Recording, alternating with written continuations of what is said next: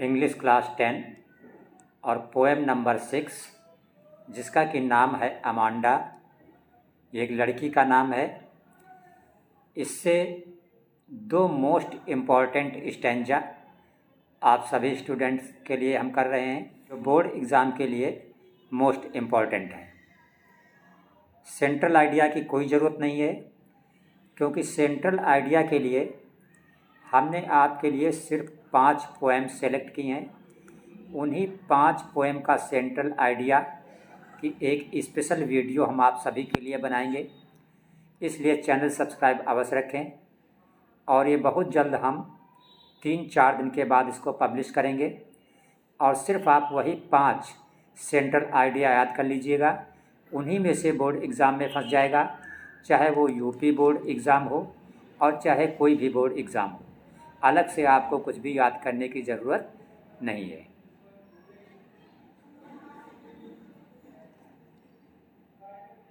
तो चलिए हम देखते हैं अमांडा पोएम का पहला most important stanza.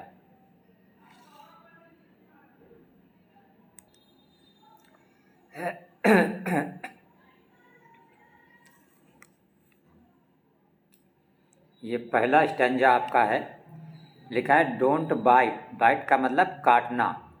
Your nails Amanda. Amanda एक लड़की का नाम है और वो अपने नाखून चबाया करती थी। तो उसकी माँ उसे डांटती है और बोलती है don't bite your nails Amanda. Amanda हर वक्त नाखून मत चबाया करो। Don't hunch. ये जो शब्द हंच है, हंच का मतलब होता है कुबड़।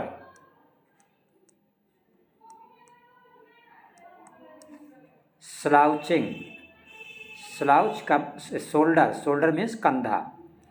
Don't hunch your shoulders Amanda.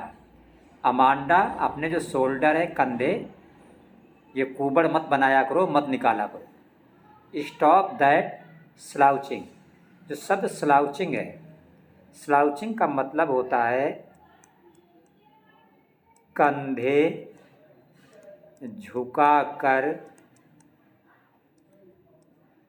चलना।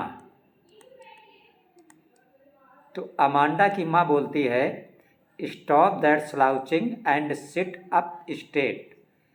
कंधे झुकाकर मत चला करो, कंधे झुका के मत बैठा करो। सिट अप स्ट्रेट, सीधे बैठो। अमांडा। ये निर्देश कौन देता है?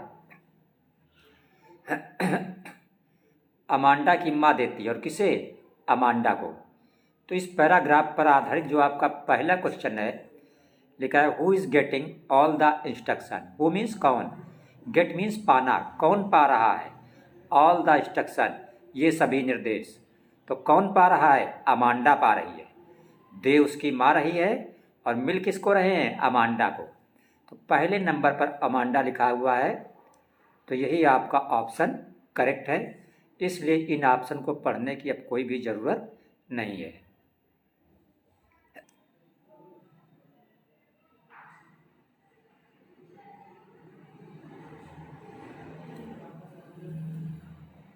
Paragraph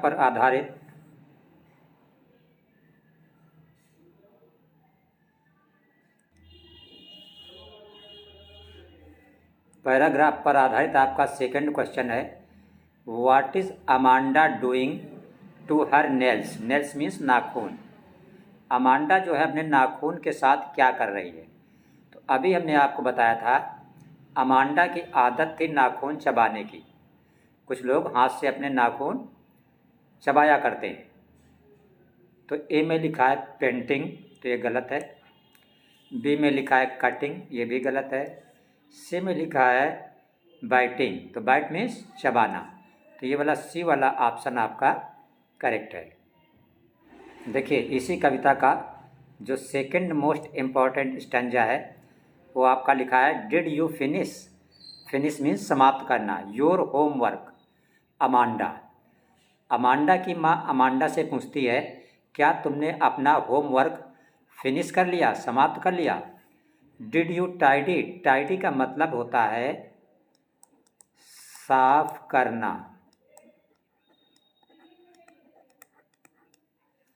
your room Amanda, Amanda क्या तुमने अपना रूम साफ कर लिया। फिर उसकी माँ क्या कहती है, आई थॉट, जहाँ तक मेरी सोच है, I told you to clean your shoes, मैंने तुमसे कहा था कि अपने शूज़ जूते भी साफ कर लो अमांडा, क्या तुमने ये सब किया। तो इस पर आधारित जो पहला क्वेश्चन है लिखा हुआ है आपका, what was Amanda suppose to finish, Amanda से क्या फिनिश करने को कहा गया था। तो क्या फिनिश करने को कहा गया था, होमवर्क।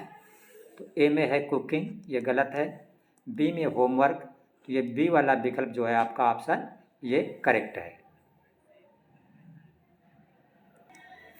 देखिए इसी स्टैंजा पर आधारित आपका सेकंड क्वेश्चन है, लिखा है what was Amanda told to clean, clean mean साफ करना, अमांडा से क्या साफ करने को कहा गया था।